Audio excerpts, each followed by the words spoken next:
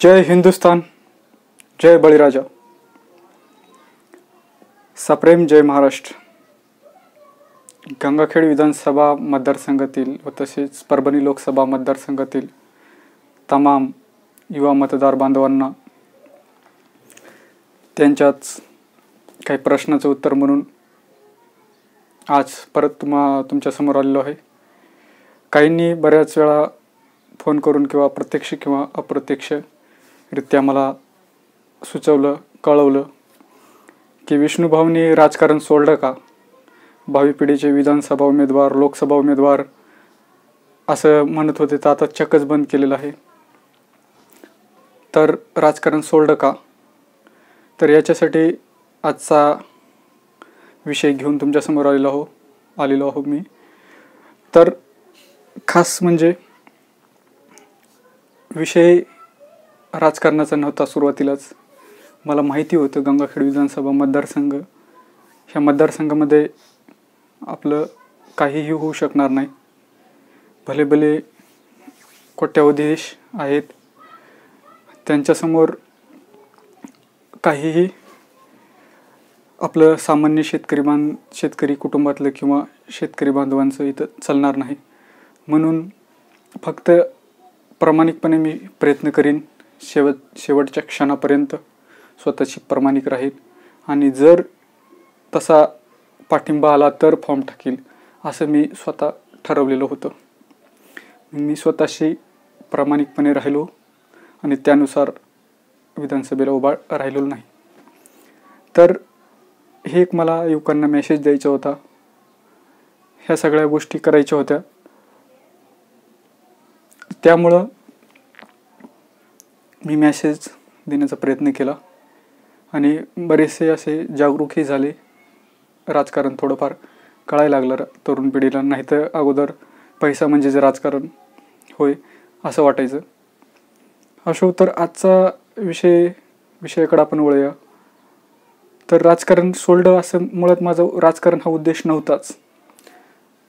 समाजशास्त्र ज्यांना वाचलेलं आहे किंवा अनेक सामाजिक कार्यकर्त्यांचा ज्यांना इतिहास माहिती आहे, जे सामाजिक असे जे कार्यकर्ते आहेत, काही ते असे चलत नदाडामध्ये मेले, चालत मरून पडले, त्याला कोणीही विचारत नाही। तुमची स्वतःची एक किंमत ठरवा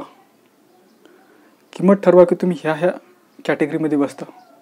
जोपर्यंत माणसाची स्वतःची किंमत कळत नाही, दुसऱ्याला ते सांगत नाही, तोपर्यंत त्याला महत्त्व नसतं त्या माणसाला। आणि कुठल्याही मोठ्या व्यक्तीला जर टक्कर द्यायची असेल की आपण त्याच्या बरोबरीचे आहोत असं म्हणूनच तर आपला स्वतःचा परिचय दिला पाहिजे। त्यावेळेस तुमचं महत्त्व त्यांना कळतं किंवा तुम्हाला ते अंडरस्टँड करतात। तर काही घटना घडल्या ज्यातून मी राजकारणाकडे, सामाजिक कार्याकडे वळलो आणि सामाजिक आणि राजकीय ह्या दोन्ही क्षेत्र जे आहे ते दोन्हीही म्हणतात एका नाण्याच्या एकच बाजू आहेत, दोन्ही बाजू आहेत एका नाण्याच्या। तर सामाजिक कार्याला राजकीय आश्रय असला पाहिजे, सामाजिक चळवळीला, असे भारतरत्न डॉक्टर बाबासाहेब आंबेडकर यांनी सांगितलेलं आहे आणि ते योग्य असल्यामुळं मी देखील राजकीय आश्रय घेण्यापेक्षा आश्रय घ्यायला गेलं तर प्रत्येक पार्टीमध्ये, प्रत्येक पक्षामध्ये असे म्हशीवरती गोचिड कसे चिटकून आहेत तसे चिटकलेले कार्यकर्ते आहेत। तिथे गेल्या आपल्याला डायरेक्ट कार्य करता येत नाही, त्यांच्या थ्रूच करता येतो। मग ते चांगले आहेत, त्यांचे चारित्र्य अशुद्ध आहे किंवा शुद्ध आहे, त्यांच्यात मिसळूनच काम करावं लागतं। तर रेसमध्ये तरी सहभागी व्हा, नाही तर स्वतःच रेस बनवा। तर असं दोन्हीमध्ये केल्यानंतरच राजकारणामध्ये सुरुवात होते। तर असा विषय होता तो, आणि इथून पुढं आपण कुठल्याही प्रकारचा प्रचार करणार नाही असंही केलं नाही। पण एक गमतीशीर विषय झाला सांगायचा, म्हणजे त्या गमतीशीर विषयामुळे मी हे थोडंसं बंद केलं. कारण तयारी कसे बघा, एका पार्टीमध्ये मी सर्व पार्टीसोबत आहे असं एक जाहीर केलं आणि त्यानंतर बी 1-2 पोस्ट पडल्या सोशल मीडियावर भावी पिढीची. तर मला फोन यायले, तुम्ही ह्या पार्टीसोबत आहात, मग तुम्ही भावी पिढीची मग आमदारकीची खासदारकीची तयारी का करता? आमचे तो उमेदवार आहेत. मी म्हणलं पुढच्या वेळेस मी तिकीट मागून घेईन पार्टीतलं. नाही म्हणे पुढच्या वेळेस बी आमचाच.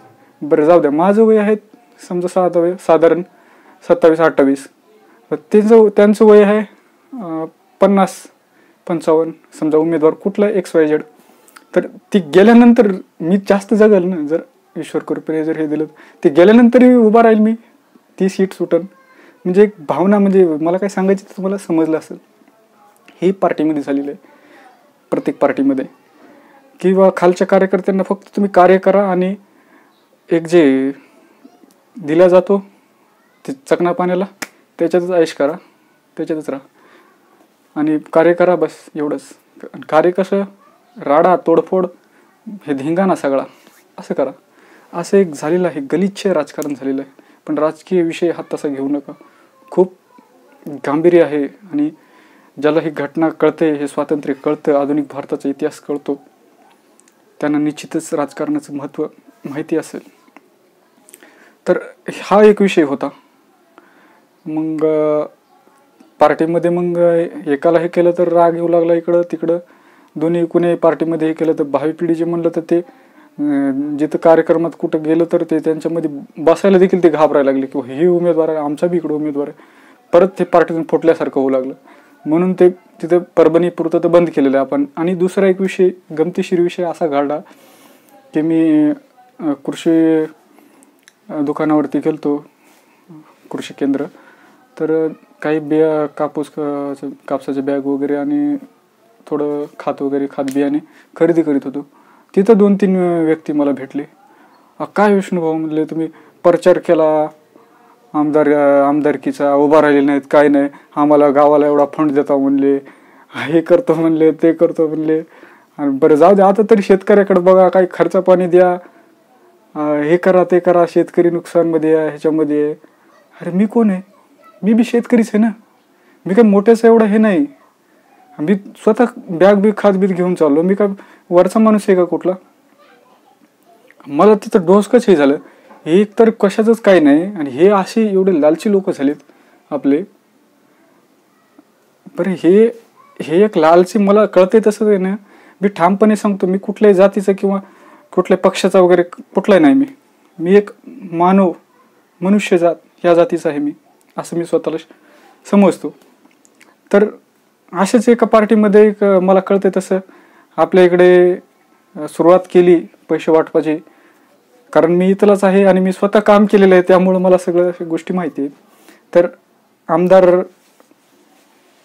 घनदाट मामा यांनी, जेव्हा मी पालममध्ये लहान असताना, अशी त्यांनी सर्वप्रथम आपल्या गंगाखेड विधानसभा मतदारसंघात पैसे वाटपाचा कार्यक्रम त्यांनी सर्वप्रथम आणला. कारण मी असं सांगतो, मी एक कवळ्या वयाचा होतो, पण त्यावेळेस त्यांचं मी स्वतः सहभागी झालेलो आहे त्या मोहिमेमध्ये. पुस्तक वाटणे, इकडं करणे, इकडं जा तिकडं जा. कारण खायला प्यायला भेटते, खिचडी वगैरे संध्याकाळी, ते 15 दिवस मजाच असते. तर ही पद्धत त्यांनी आणलेली आहे. आता मी त्यांचे कार्यकर्ते वगैरे मला हे करतील, पण ही पद्धत वाढत गेली. आणि इतर मतदारसंघामध्ये एवढी पद्धत नसते, असते थोडीफार, पण एवढी नसते. आपल्या इकडे 100 कोटीचं बजेट घेऊन बसलं की तो लगेच आमदार, अशी एक परिस्थिती झालेली आहे. आणि तर तो गमतीशीर विषय घडला. मग त्यावेळेस वाटलं काय मतदारसंघातील काय मतदार बांधव आहेत, त्यांच्या डोक्यातून हे जातच नाही पैशाचं भूत. म्हणून मी ठरवलं किंवा आपण कुठं उमेदवार वगैरे काहीच म्हणून नाही, एक आमदारकीचा, विधानसभेचा, लोकसभेचा उमेदवार म्हणलं की ह्या होते आमच्या गावाला फंड. अरे काय खाजगी फंड वगैरे, काय तुम्ही काय माणसं, अरे माझे विचार काय आहेत, काय मी कुठल्या ह्याच्यातला आहे, काय तुम्ही लालचीपणा एवढं हे करता.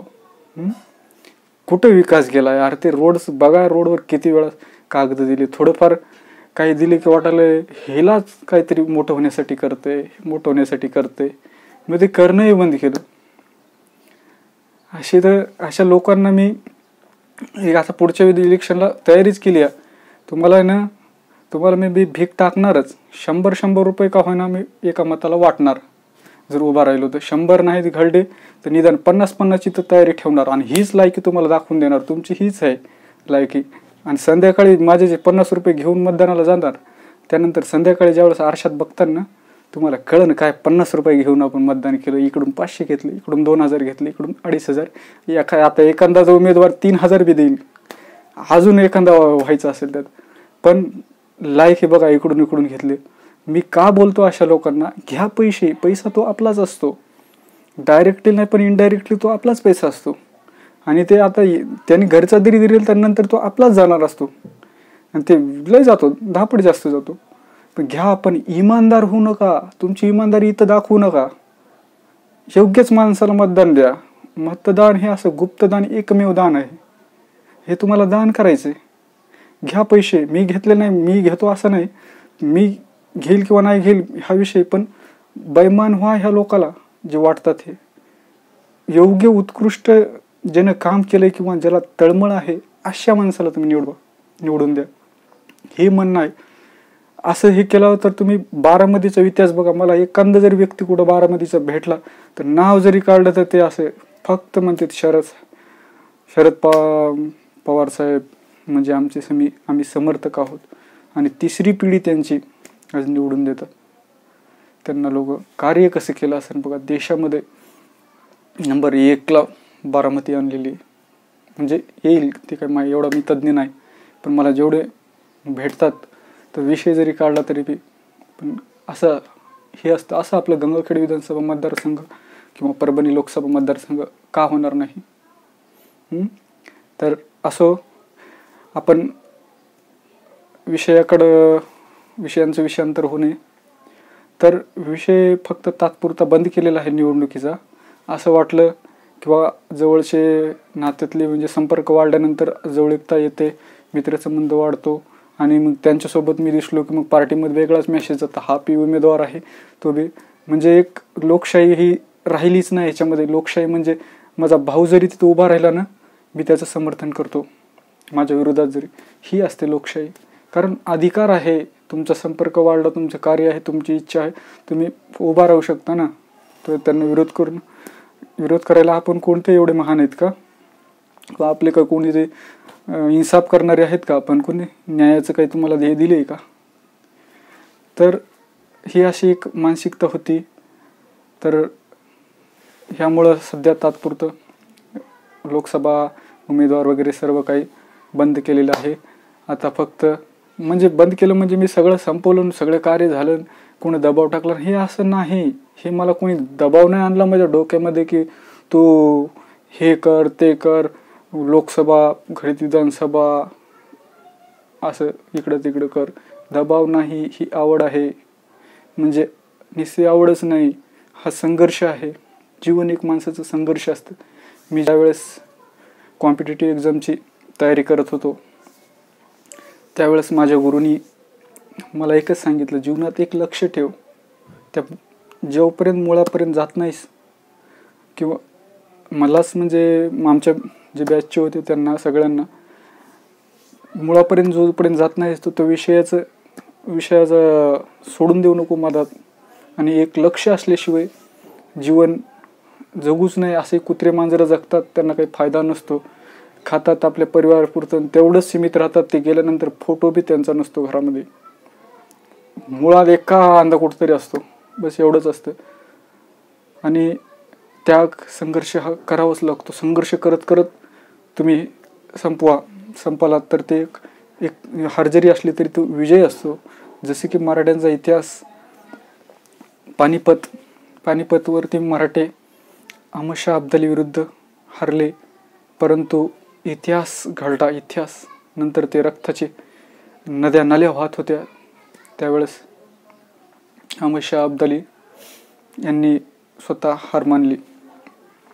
नंतर त्यांनी कधीही युद्ध केलं नाही भारतावरती आक्रमण. तर हा संघर्ष जीवन वगैरे आणि काय काय गोष्टी आल्या की मी ह्याच्याकडे वळलो. नाहीतर तुमच्यासारखाच माझा मेंदू होता मी बी तुमच्यासारखंच जगत होतो, पण जीवनामध्ये जसं काही घडलं त्याच्यानंतर मी फक्त पॉझिटिव्ह घेत गेलो आणि इथपर्यंत पोचलो. आज संपर्क बऱ्यापैकी वाढलेला आहे. त्यामुळं एक सांगणं किंवा एक कर्तव्य समजतो. एखाद्या जरी असं विचारलं तरी मला, त्या एकानं जरी विचारलं तर त्यामागं 100 डोके असतात, त्यांच्या मनामध्ये हा प्रश्न असतो. म्हणून मी फक्त असं ठरवलं की मी जरी सर्वांपर्यंत फोन लावून किंवा पोचू शकत नाही, आणि विशेष म्हणजे जे कॉल वगैरे येतात, मी कुणाचाही कॉल घेऊ शकत नाही. वेळ असेल तर व्हॉट्सअप करत जा, म्हणजे व्हॉट्सअप नंतर मी कॉल करतो वेळ भेटल्यानंतर. ह्याच्यामध्ये राग काही मानू नका, कारण वेळ कमी पडतो. मी पण कुठल्या ह्याच्यामध्ये सक्रिय नाही. जर ईश्वर कृपेने आणि तुमच्या सर्वांच्या आशीर्वादाने जर एखादं जरी पद आपल्या राजकारणात भेटलं तर निदान आपण पूर्ण वेळ देऊ शकू. कारण आता मला माझा दैनंदिन गरजासाठी काम करावं लागतं, आणि ते काम झाल्यानंतर मग तुमच्याशी बाकीचं समाजसेवाचं हे मला वैयक्तिक काम करायची गरज नाही पडणार. तेच मी तुमच्यासाठी काम करणार. जर बाय चान्स म्हणा जर संधी मिळाली तर निश्चितच राजकारणामध्ये संधी मिळेल अशी मला वाटते. आणि माझे पाय पदावर गेल्यानंतर तरीही जमिनीवरतीच असावे अशीही मी ईश्वरचरणी पुन्हा प्रार्थना करतो. कारण भरपूर लोकांचे पाय घसरतात म्हणण्यापेक्षा ते माणूस आहेत का काय ते हेच नाही असं मी कळतच नाही. ते माणसात राहते बी नाहीत. निवडून आल्यानंतर अगोदर तर पाया पडतात, सगळ्या गोष्टी करतात, पण नंतर ते माणसामध्येच राहत नाहीत. असं ह्या गोष्टी होतात. केवळ त्याच्यामध्ये भ्रष्टाचार वगैरे काय नाही, सगळेच करतात थोडेफार, ते बी ठेवतात, ती वेगळी गोष्ट आहे, त्याच्यावरती मी काय बोलणार नाही. तर राजकारण बंद नाही केलेलं. लोकसभा विधानसभा उमेदवार वगैरे मी वेळ भेटला मला तर मी नक्की, तुम्ही जर संधी दिली तर पुन्हा आपण सर्वांनी एकत्र येऊन फॉर्म वगैरे भरून पुन्हा प्रचारासाठी सुरुवात करू. 24ला म्हणा किंवा त्यानंतर पूर्ण आयुष्य आहे. जोपर्यंत आपण जगतो तोपर्यंत निदान ह्याच्यामध्ये वयाची लिमिट तर नाही. तर आणि विषय म्हणजे आता एक लातूर लोकसभा मतदारसंघ ही पण पोस्ट बघितली असेल की भावी पिढीची लातूर लोकसभा उमेदवार. कारण विषय परभणीचा असा झाला आहे की हे जवळचे कॉन्टॅक्ट वगैरे जास्त झाला आहे, आणि त्यांना म्हणलं तसं ते पक्षातले कोणतरी त्यांचे नातलग असतात, आणि तो पक्ष बी त्यांची बी तयारी असते, त्यांचा उमेदवार असतो. मग मी तिथे गेलो तर डिसमोड होतो त्यांचा, म्हणजे निगेटिव्हिटी त्यांच्या पार्टीत जाते किंवा त्यांच्या सहपरिवारामध्ये जाते. आणि त्यामुळं बऱ्यापैकी लातूरमध्ये आपला संपर्क आहे, परंतु मी डायरेक्टली त्यांच्या ह्याचे राहत नाही. आणि म्हणजे मला इथून जवळपास लातूर लांब पडतं, त्याच्यामुळे मी तिकडे जास्त अपडाऊन नसतं, आणि तिकडं बऱ्यापैकी संपर्कही कमी आहे. तर त्यामुळं तर आपण ठरवलेलं आहे की लातूर लोकसभा सध्या आपण प्रचार करू. तर मित्रांनो, या ठिकाणीच आज थांबतो. काही चुकी झाली असेल किंवा बोलण्यामधून किंवा कुणाचे मन दुखवले असेल, पण मी सत्य सांगण्याचा प्रयत्न केला आहे. कारण कोणी चांभाराचा असो, कोणी इतर कोणी काष्टीचा असो, किंवा कोणी मातंग समाजाचा असो, कोणी बौद्ध असो, कोणी माथाडी कामगार असो, कोणी लोहार असो, कोणी काहीही असो, मला त्याचा काहीही संबंध नाही, किंवा माझ्या कुठल्याही व्यक्तीतून जातीचा उल्लेख नसतो, किंवा व्यक्तिशः मी जातीच्या कुठल्याही बंधनात नाही. माझी एकच मानव मनुष्य, आणि ते एक आदर्श नागरिक, एक भारताचा चांगला नागरिक असावा अशा व्यक्तीसोबतच मी असतो.